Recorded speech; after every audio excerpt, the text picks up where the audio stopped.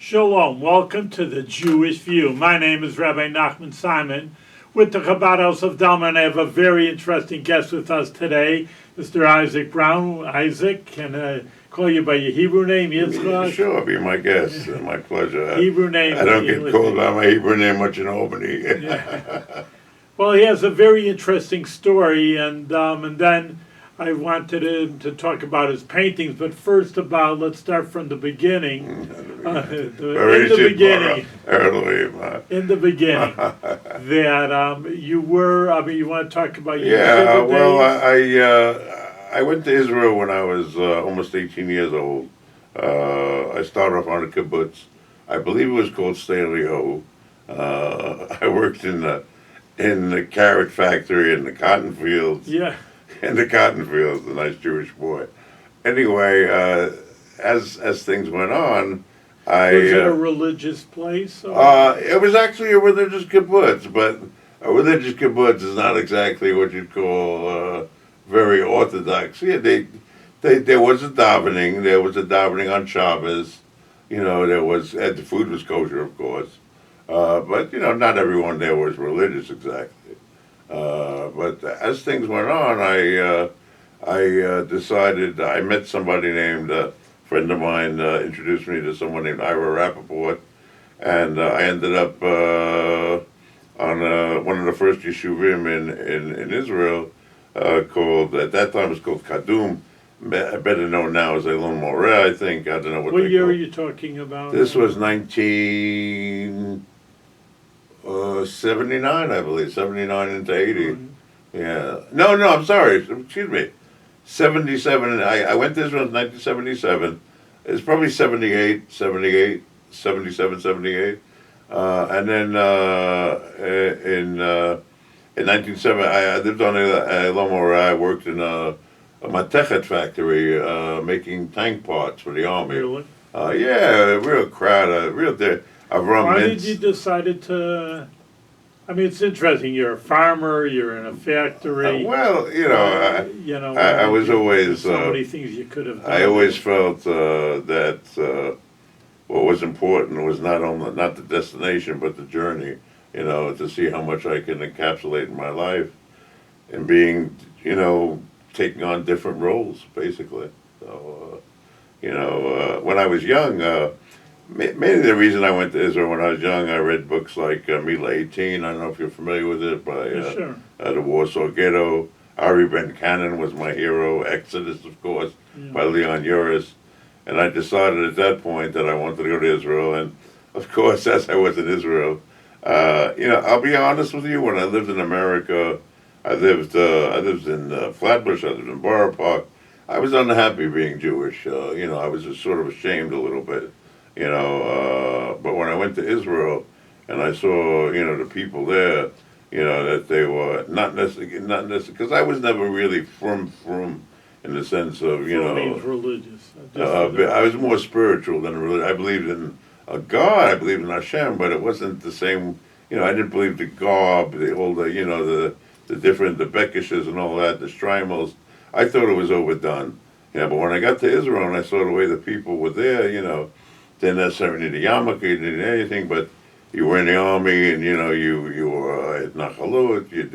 You're proud to be Jewish. Oh yeah, I started being real proud to be Jewish, and then in 1979, I volunteered for the Israeli army. I had been working. At that time I was already living in Kiryat Arba. Well, it's a dangerous place. I mean, it's a very historical place for our viewers. It's where the patriarchs and matriarchs, Abraham, Isaac, and Hebron, really, are buried. So it's a very holy place. Yeah. On the other hand, it's not your safest place. We had a fence around the yeshuva. It's Kiryat Arba was a big place. There were a lot of apartment buildings, a lot of factories, a lot of stuff there, a lot of stuff going on there. And at that time, I was working in a brick making factory. I made those concrete blocks. Yeah, sure. I would take, we'd load up the machine. It would do the blocks, and then we'd take them out on pallets, and stack them. That was a Well, hard you job. look like you're a strong guy. Well, I'm a little bit bigger than I was then. I was 180 pounds when I joined the Army, closer to 300 now. But, what can I say? So as I was living in Kiryat Arba, I was running every night to prepare for the Army. And then in 1979, I volunteered. I tried to go out, for an elite unit in the Golani Brigade, but my knee wasn't up to it. And they wanted to make me actually listen to this. They wanted to make me a rabbi's assistant. Really? Yeah. Probably because you went to yeshiva when you were young? I don't know. I might have been wearing the yarmulke at that time. I don't remember. But I wrote something down. Who knows what I wrote? And they did a test and everything. And finally, they put me in the Air Force in Tel Aviv, smack in the middle of Tel Aviv. Now you'd think anybody would love to be in the middle of Tel Aviv on an Air Force base where the food was the top. The pilots ate the greatest food. The women were beautiful. But I didn't like the uniform. It was gray and blue, and I wanted to be out I wanted to see more action. So I begged them. They finally sent me. They sent me out to a place for our viewers who lived in Israel, Tzilim. We all know where that is. It's in the middle of the Negev.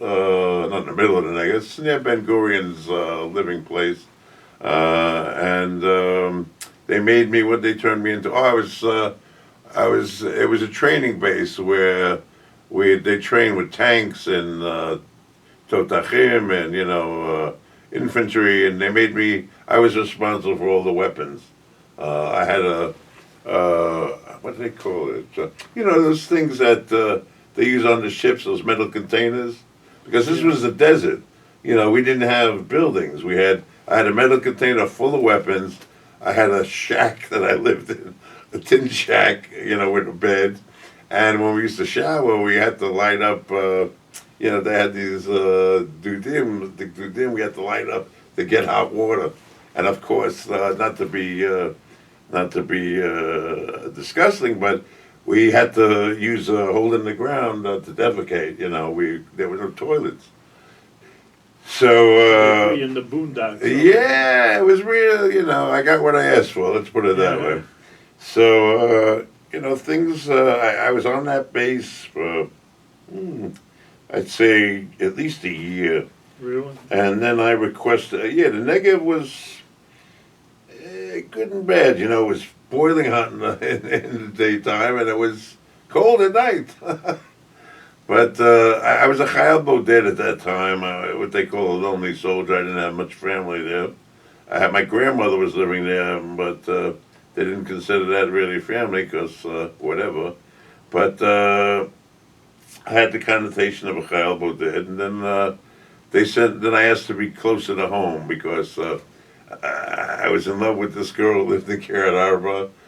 She was my girlfriend, and I asked to be closer to home, so I ended up being in Kiryat Arba. Of course, is in Judea and Samaria, what the other people call the West Bank, and I ended up on a base called Adurayim. For those of us who know Handasa, I ended up in Handasa Kravi in Adurayim, and I served there.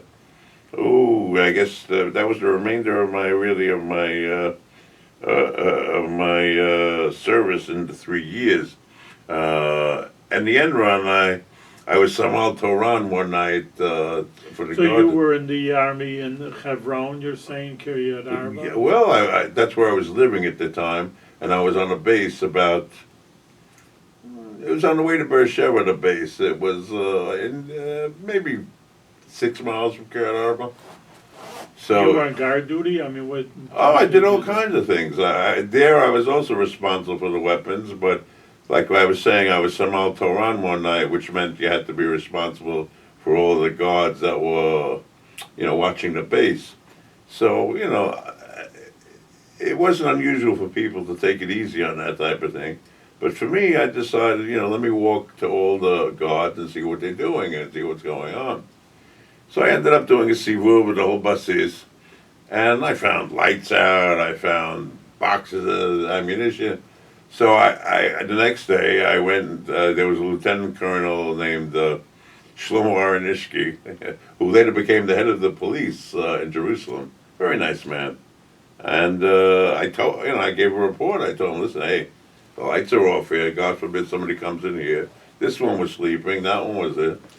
So they decided they were going to send me to Kursing because I was officer school because I was like a good soldier.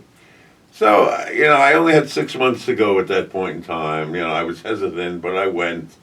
And I ended up there, and at the end, after about a couple of weeks, I said to myself, you know what, I don't want to do it. I had to sign up for another year if I was going to finish officer school. Sure.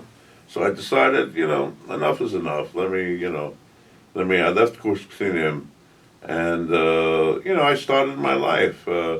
That's when I really started painting seriously. Then I went to live in a place. I can't remember the name. It's right on the outskirts of Yerushalayim.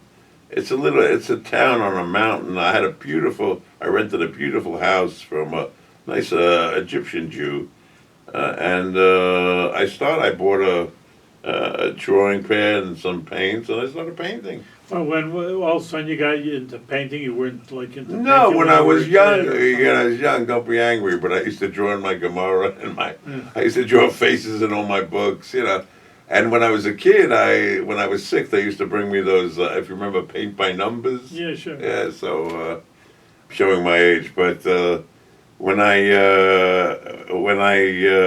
war broke out, the first Lebanese war, suddenly I was a lochem. I became a sapak, which is a 1982. 1982, 83. Yeah, I became a supply sergeant. And I would go pack up trucks with ammunition, food, and I would ride shotgun on the trucks. I'd have a driver, and I'd have a gun, and we would go with a whole convoy through Lebanon to all the outposts in Lebanon and drop off food and everything. Well, the dangerous part was that somehow I always ended up behind the huge gas truck. I was always afraid that someone's going to hit it with an RPG, and boy, I go up in flames, Dude, the other thing was the Southern Lebanese who were on our side never really dressed in proper uniform, so you didn't know you had to shoot somebody, yes or no. Kind of difficult. So what ended up really in that situation was the most dangerous situation I was really in was we were going up a mountain in Lebanon, and I don't know if you ever seen these SAM missiles. They go off like 6 at once, And we ended up between two rocket attacks.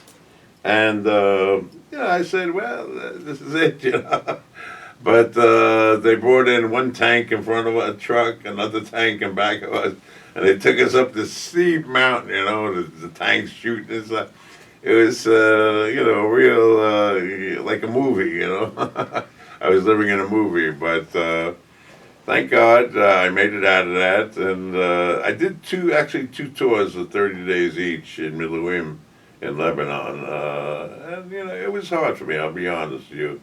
We used to sleep at night in these broken down luxury hotels with everything smashed on the floor, with boots and neshek right by your side, because you never knew what was going to happen. And machine gun fire all night long, So you didn't really sleep too well. I ended up, as many soldiers do, with a little post-traumatic stress, and it followed me through my life, unfortunately. This hypervigilance, this type of thing. Scared about getting shot? I mean, it's not scared really. It's just like always ready. You're always ready to defend yourself, which is one of the symptoms of this. So as the years went by, I ended up getting married in Israel. I went to another kibbutz, which I swear to you, I forgot the name, but it had the biggest pool in between Jerusalem and Tel Aviv. And I was young, and I admit, I had a few girlfriends, but I ended up with one girl, and we got married. You know where I got married? You'll know where it is. The Rambam. You know where the arch is. Have you ever been to Yerushalayim? Yeah. You know where the Rambam shul is? Yeah. With that arch? That's where I got married. That's where my chuppah was. So I ended up there, and I was very young. I was maybe 23 years old. What did I know about marriage? What did I know? My wife, she was, my former wife, she was, I think, 19. You know, her father was against the marriage. My father came from America for the marriage, and, you know, we got married. Came back to America, you know, to sort of, you know, because things were very difficult in Israel, I'll be honest with you. You know, to the sense of making a living, you know, as a soldier who had been in the army for 3 years and really didn't have a trade. They sent me to, I don't know, I guess you call it an electronic lathe, where they made machine parts. And it was very difficult for me. I couldn't handle it. Couldn't deal with it. I was dealing with the post-traumatic stress. I was dealing with a new wife. So we came back to America. We were here for about a year or so. And things, you know, it didn't work out, you know. We were young. Thank God there was no child. You think a different culture because you... Well, a different culture. You know, she had no family here. I didn't really have much. I had my father, God bless him, 94 years old, Korean War vet. You know, and things didn't work out. Listen, it happens, you know. So this was it. This is basically the story of Israel. And, boy, I could use something to drink. Of course, we have no water here. So I ended up working in the field, in the mental health field, using my experience with post-traumatic stress.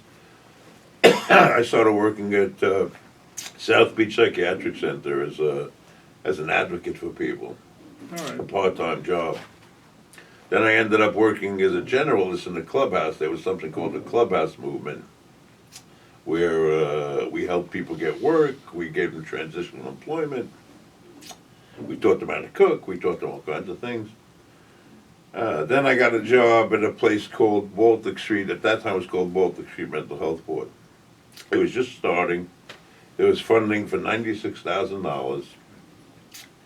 By the time I left 20 years later, there was 7 employees at the time, 6 of them part-time. By the time I left, there were well over 100 employees with a budget of $8.4 million. I had under my responsibility 87 beds of supportive housing, multiple Bridger programs in hospitals. I had a contract with Maimonides, a private contract that was bringing us in $100,000 a year in profit. I was on top of the world, you know. But as you know, when you go up that ladder, you got to be careful who you're stepping on because you never know who you're going to see on the way down. Unfortunately, you know, things didn't turn out that great. But all this time, I had been painting. You know, I would paint at night, and you painted, you think, for a release? Well, I think both for relief and creativity. I think I needed to express myself in a way that was beyond speech, that was beyond communication with people. You know, and if you go, if you just Google my name, Isaac, I-S-A-A-C, middle initial S, last name B-R-O-W-N, you'll find me on, I come up the first thing, contemporary artist. You'll be able to see 73 of my works. I have about 300 works down in New Jersey in storage, which I intend to bring up here. Just recently, I had a showing at the Jewish Community Center. And I have a painting in a group show at Albany Gallery down on Broadway on December 1st. So art sort of, after I left my work, I resigned from my job for many reasons, but mainly the reason was I felt I wasn't doing enough. I felt I wasn't helping enough people. I felt the mental health system was broken. I felt the pharmaceutical industry had taken over. And I also felt that you know, I was sort of eating at the trough. I was making $150,000 a year while I was paying people $40,000 a year. Believe it or not, my ethical and moral compass didn't like that. So I walked away from a job that not many people would walk away from. Here I am now in America. In America, I'm about to say, in Albany. Yes, single again, and trying to find my way back to Yiddishkeit, back to life, back to spirituality. And thanks to you in Chabad House in Bethlehem, I really feel support and friendship and non-judgmental, looking at a person instead of how what's it actually is he wearing a yarmulke, all of this stuff. I always been an admirer of Chabad, Chachma Bina V'das, that people should understand that don't judge a book by its cover. Don't look at a person, and therefore thou shalt be judged, type of thing. I believe in Beis Hillel. It's like you do your Torah on one foot. Do unto others as you want done unto you, basically. Here I am. I'm getting old. I'm over 50, ladies. And Talk about your paintings, though. Well, my I mean, I'm paintings- not a painter, and I'm surely not an Right. artist, but I've seen a lot of your paintings. Right. Well, they're more like abstract. Would you call it Yeah, I would that call way? them abstract, surrealistic sometimes. I used to work much bigger, but due to constraints on finances, I've gone to a smaller detail. I recently did a sort of series called the Iron Sword series about the hostages in Gaza, which really breaks my heart. And there's a lot of emotion there. There's a lot of emotion in those paintings. And I'm just hoping that Tzahal and Shem will help This goes us. for the Israeli triumph. army, just trying to Oh yeah, translate. the IDF. Some people don't know. I'm hoping that the IDF and with God on our side, that we'll be able to triumph over these evil, subhuman people who can massacre children and women and rape and kill, with no thought, with no conscience. I mean, as an IDF soldier, we have the rules of engagement. Usually it's do not fire unless fired upon. Usually never would we kill a civilian purposely.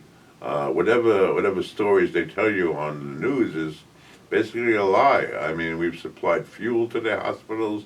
We've supplied water. We've had over 1,000 trucks of humanitarian aid going into Gaza. I mean, we sent out millions of flyers in Arabic, telling them to please leave the area. We sent out over 500,000 text messages. Israel has done everything in its power to be able not to hurt innocent civilians.